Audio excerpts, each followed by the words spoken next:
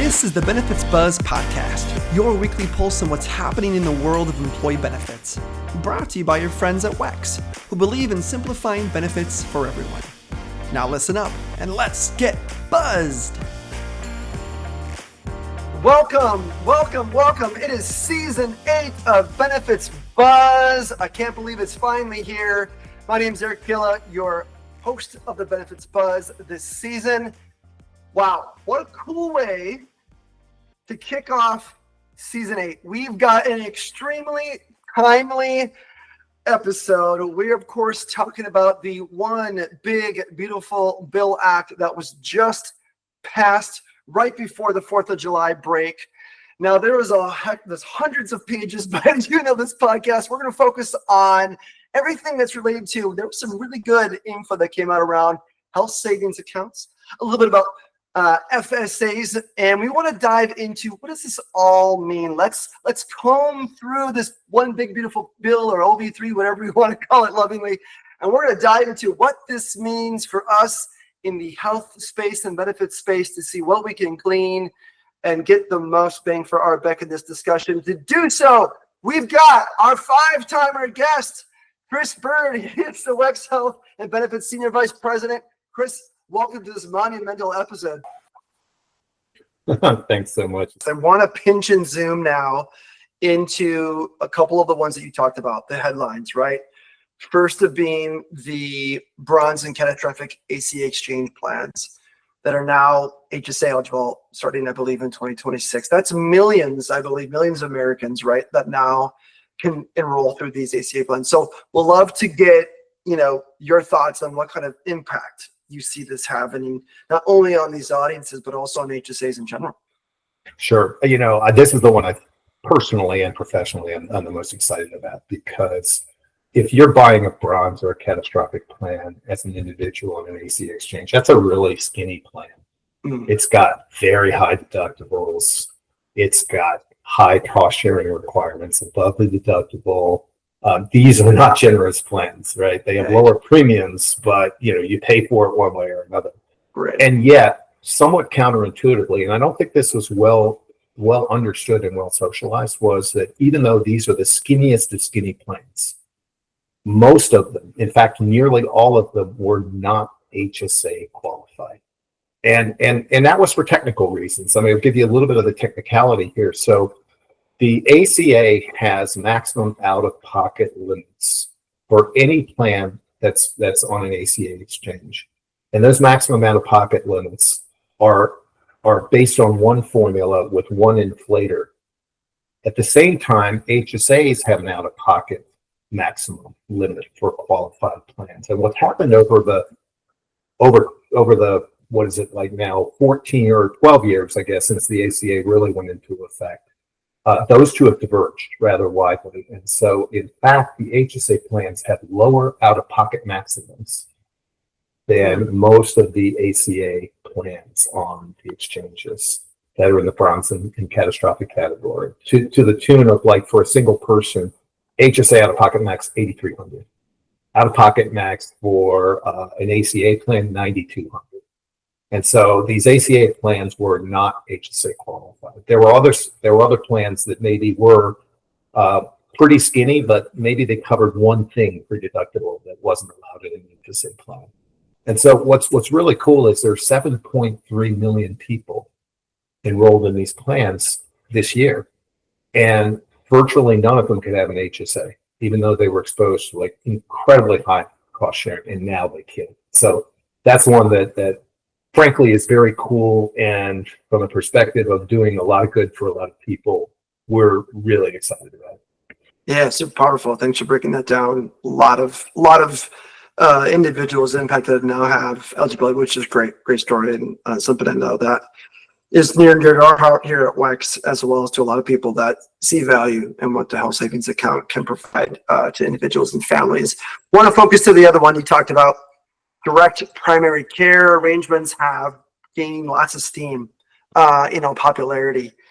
And now in this bill's, right, this inclusion DPC, use the acronym, right, is now an HSA eligible expense. So does this, maybe break down what you think, how does this change the game, for them? How does this kind of, this way of caretaking or this care model get impacted with HSA being, eligible as part of this now? Love your thoughts there. Yeah. So first, let me explain for everybody what a direct primary care arrangement is. Sometimes they're called concierge medicine. And this is where you have a relationship with a provider or a group of providers, and you're paying a fixed monthly fee for access to primary care services, regardless of whether you don't use it at all in a given month or you use it a lot. And what it gets you is it gets you access. It basically, the return for that, the return trade, if you will, is when you call, when you need to see me, I'm going to be there for you. That is the promise to the patient. This is a growing practice, both in terms of the number of providers who are participating in these kinds of arrangements or have converted completely to them, as well as the number of people who are utilizing them. Now, it's not nearly as big as the first category we just talked about. It's about 300,000 today, but it's growing a lot faster. And it's good for providers because providers know that they don't have to deal with insurance red tape. And it's good for patients because they know they can fix their monthly cost for primary care services, and they know they're going to get seen when they need to be seen. So how does this work? There are two aspects to this provision of the bill. The first is that until now, you could not pay your premium, if you will, your monthly fee for that direct primary care practice out of your HSA. And that is related to number two. And number two was HSA law said that these direct primary care arrangements are actually insurance. Now, they're not, right? They're not insurance because they're not going to help you if you break your leg, or they're not going to help you if you need to go see a heart specialist. They're primary care only. But again, the law can be funny sometimes. And so what this does is this fixes that. And it says, look, these arrangements are not insurance, which means number one, you can pay for them out of your HSA. And number two, the previous HSA law said because these are insurance, you're not allowed to have any other insurance with an HSA plan. So it doesn't matter what kind of primary insurance you have, this disqualifies you.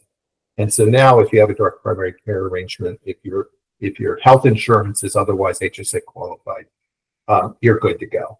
And I think that's important. There's one other technicality here, and it is that a DPC arrangement is defined as any arrangement with a monthly fixed fee of $150 or less.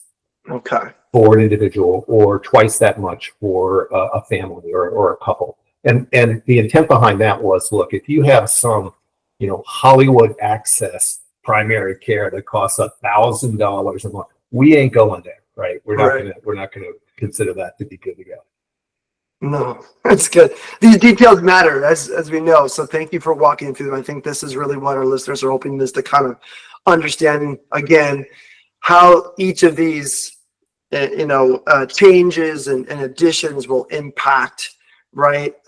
Either their employee base or just in general understanding these applications. The last one that's sort of in the HSA realm is the safe harbor for pre-deductible telemedicine coverage has now been restored with the bill. So from your perspective, again, why do you feel like this is a significant change or continuance for the employer community? Well, let's all remember that pre-deductible telemedicine coverage was available during the pandemic. It was one of many, many, many pandemic-related temporary loosening of restrictions around lots of health benefits, and we all went through that.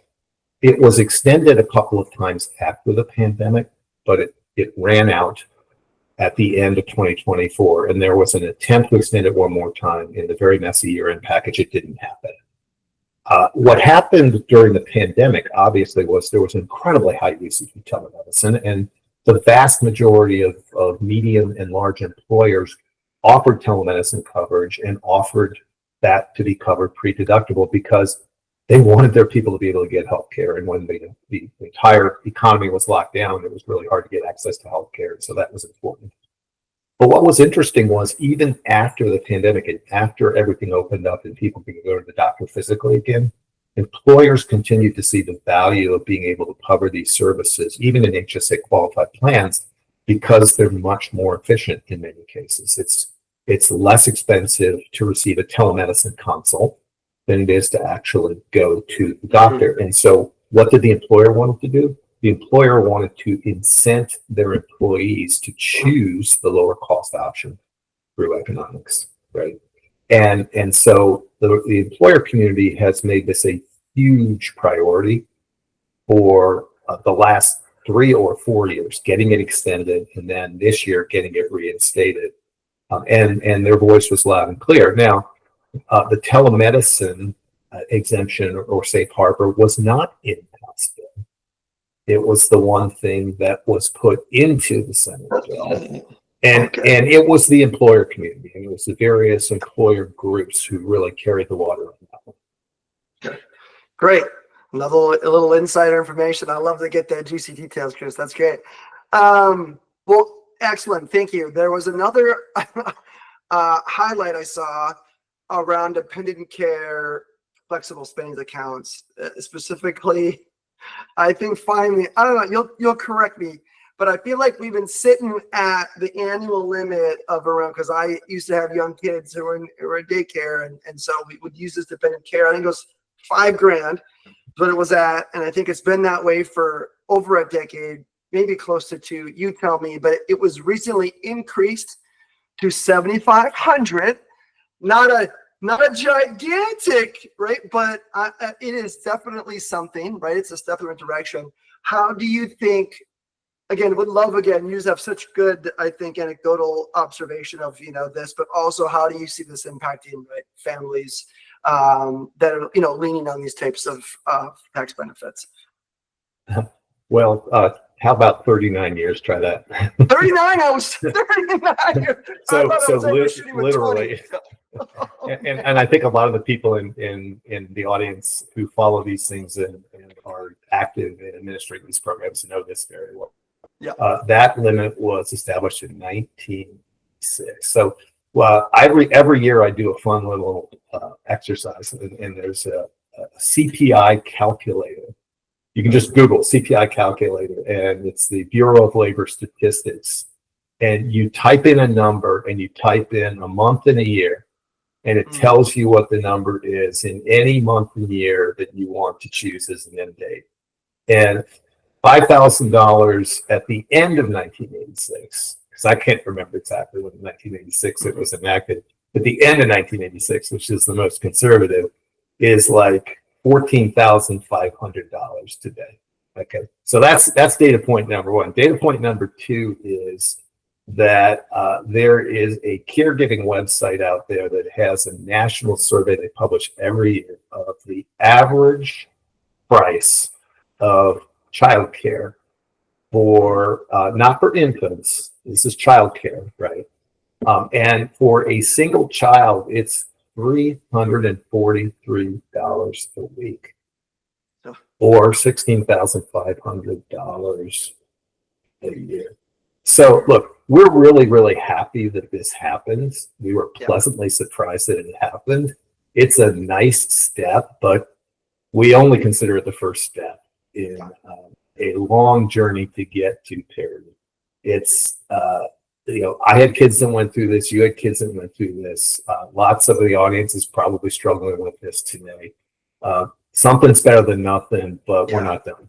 We're not done. It's a small win. It is a change, but more work to be done there. But something to keep in mind, that's $2,500 more that you can put for dependent FSA. But keep that in mind and make sure, I'm sure there'll be lots of communications on that. So, all right, those are the headlines. I think specifically what we wanted to cover here. So maybe I want to shift to the part of, maybe the show, Chris, where you kind of get to put your perspective, so we've got, employers who typically listen to, plan sponsors who are listening.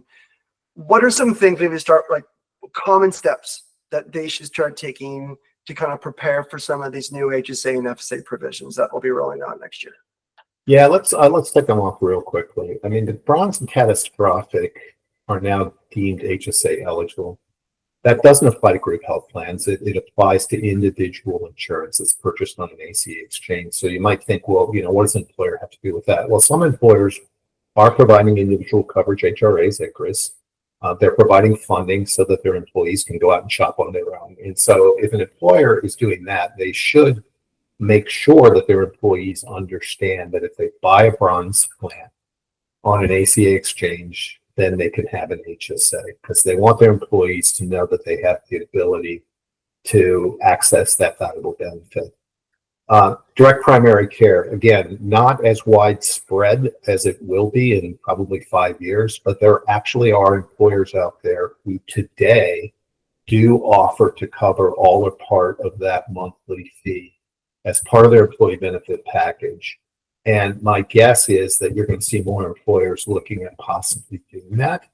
And so if you're offering a DPC benefit today, then you want to make sure that your employees understand that that's not going to disqualify them from having an HSA. And also that they can use their HSA, if they have one, to pay for that fee, the portion that the employer's not paying. And other employers might want to look at their strategy and say, does this make it more friendly for me to offer DPC benefit?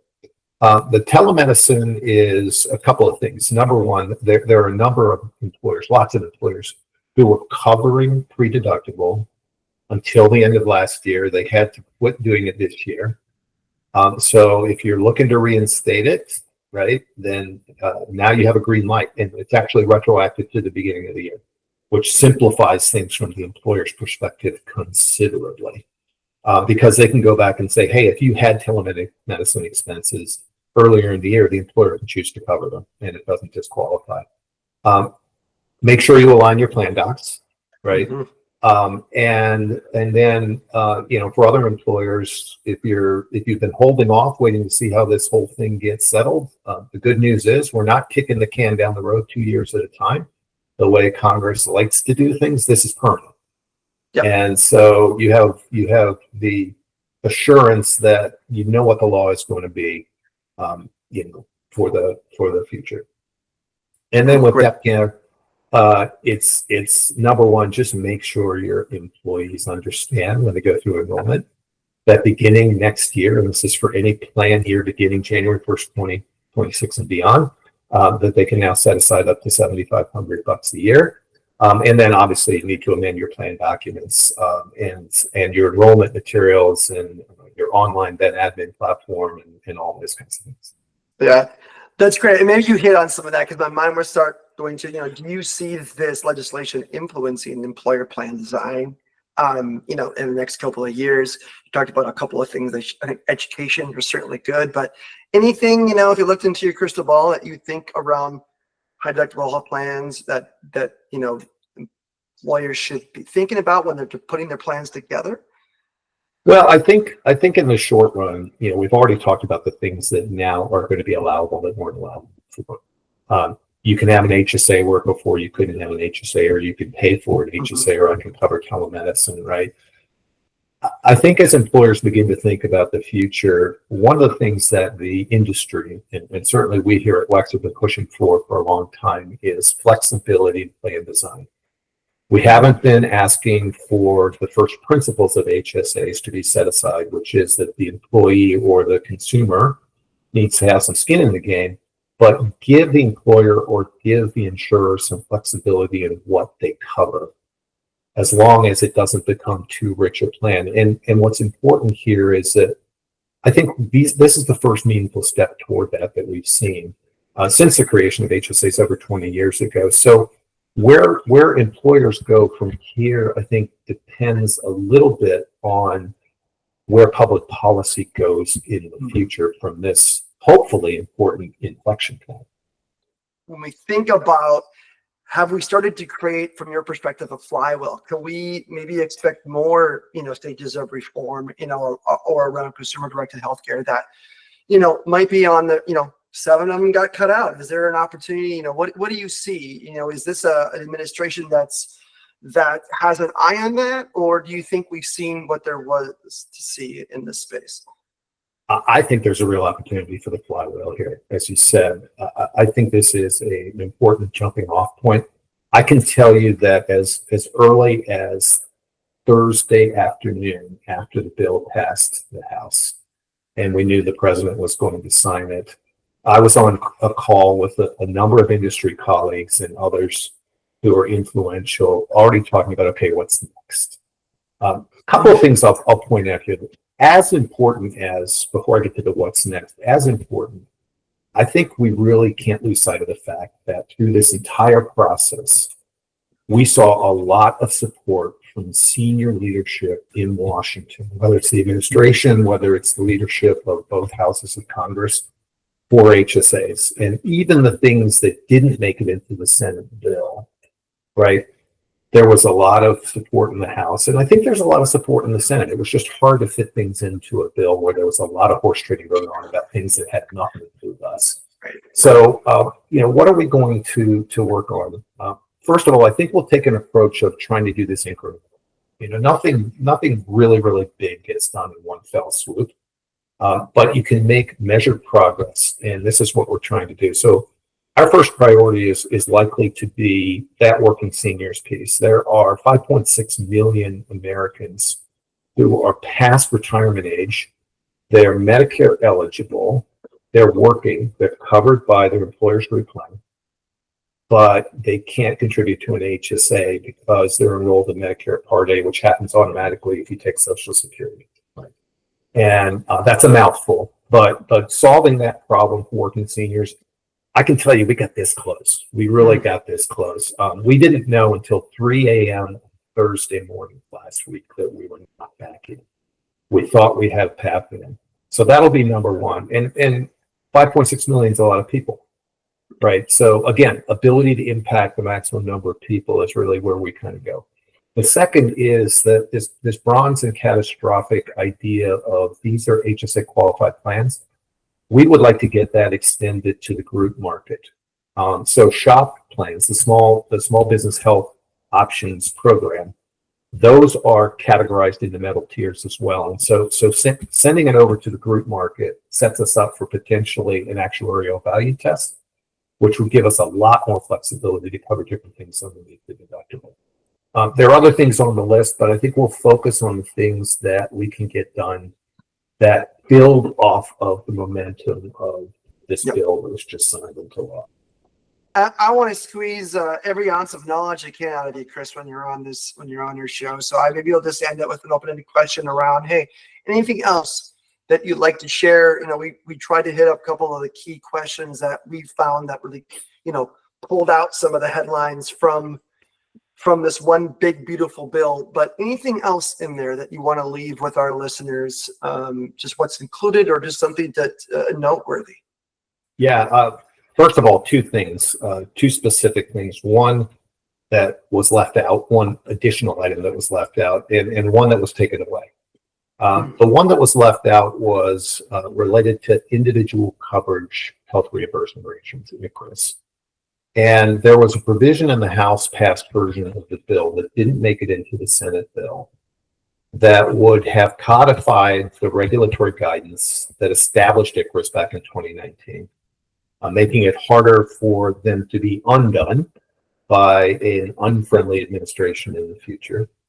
But then there were two other important improvements to the current situation with ICHRAs. The first was that today, if you receive a contribution from your employer, normally you're going to have to supplement that with some of your own funds to make up the premium. And today, if an individual is going on an ACA exchange to make their purchase, they cannot pre-tax their portion of the premium. And this bill would have fixed that. So the employee's portion of the premium, just like it is today in your group health plan, would not be taxable.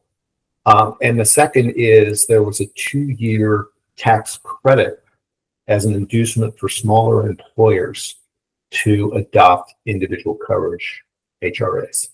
And we think that those two would have made this a much more attractive option for employers and would have probably accelerated the market to a significant degree.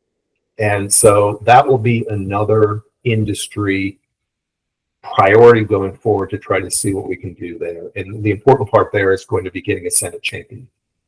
The second was what was taken away, the qualified transportation fringe, the commuter benefit, if you will. Today, it reimburses expenses related to bicycling, not motorcycling. And that was taken away, and it was taken away rather last minute.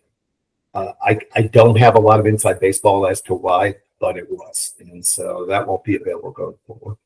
Appreciate you coming on. I appreciate you breaking down what could be a complicated, complex, beautiful bill as it was, to really kind of showcase some of the main adjustments and changes happening to our benefits, as well as the HSA and FSA. And again, the nice little tidbits that you were able to find as well. I think as I think back on, this episode, I think there's, again, you hit on it. We appreciate you lacing up your shoes. We appreciate those that are doing that, and we can't wait to hear more about some of the changes. Thanks for coming on. Thanks for all your efforts. We're looking forward to a great season. Thanks for those who are listening. I want to appreciate you tuning in today's episode.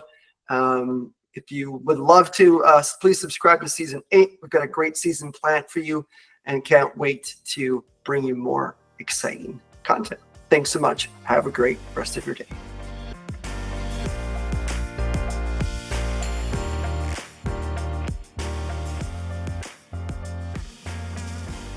WEX is in the business of simplifying benefits for everyone. Now, although we certainly hope our podcast sparks some aha moments, like that was pretty cool, but of course we cannot provide legal, investment, or financial advice. And, well, therefore, nothing shared in this podcast should be interpreted as such. We encourage you to seek out appropriate professional advice regarding your plans. Hey, congratulations! You made it through our disclaimer. Thanks for listening.